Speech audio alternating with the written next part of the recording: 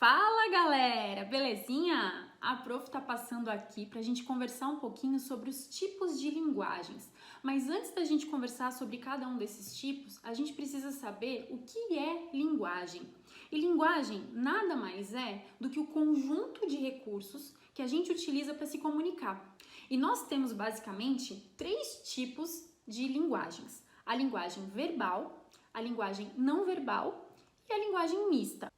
O primeiro tipo de linguagem que a gente vai conhecer é a linguagem verbal, que, como o próprio nome já diz, é aquela que se estabelece através das palavras, sejam elas escritas ou orais. Um exemplo de linguagem verbal é essa aula. Eu estou utilizando das palavras para transmitir para você uma informação. Outro exemplo é a leitura de um livro, ou quando eu escrevo uma carta para alguém, ou mando um e-mail, né? Isso também é linguagem verbal. O segundo tipo de linguagem é a linguagem não verbal. Como o próprio nome já diz, é aquela que não se utiliza das palavras para se comunicar, ok? Então pode ser através de sons, através de imagens, através da linguagem corporal, através de cores. Como assim, prof? Por exemplo, o semáforo ele se utiliza de 3 cores para comunicar para a gente quando você pode seguir, quando você tem que prestar atenção e quando você não pode seguir, ok? Como essa linguagem ela é universal, todo mundo conhece um semáforo, todo mundo sabe que quando o semáforo está no vermelho, a gente não pode seguir, porque pode causar algum acidente e também porque é uma infração de trânsito.